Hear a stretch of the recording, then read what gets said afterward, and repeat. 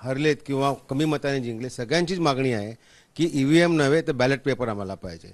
Ballot paper निवडणुका घेतल्या तर तुम्हाला खात्रीने सांगतो की महायुतीच्या 50 ते 60 आमदारांच्या वर जिंकू शकत नाही. ही अख्ख्या महाराष्ट्रातील जनतेला असं वाटतंय. आज विधान भवनात नवनिर्वाचित आमदारांचा शपथविधी पार पडतो आहे. अशा वेळेस तुम्ही आज आमदारकीची शपथ घेणार आहात का? आणि एकूणच शिवसेना, युबीटी आणि विरोधी पक्षातल्या आमदारांचीही शपथविधी बाबतीत नेमकी काय भूमिका आहे? नाही नाही, हीच भूमिका आहे जी आता मी चॅनलवरती पाहिलं की विरोधी पक्ष आज शपथ घेत नाही आहेत.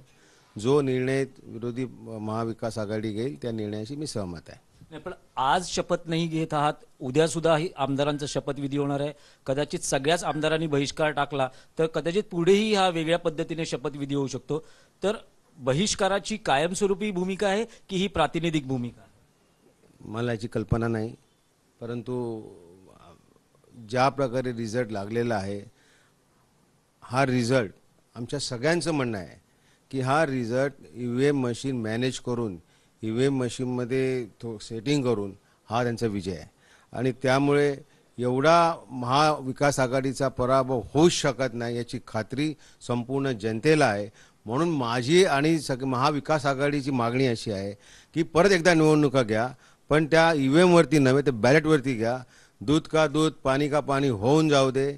आमचंही मनाचं समाधान होईल, तुमचंही समाधान होईल.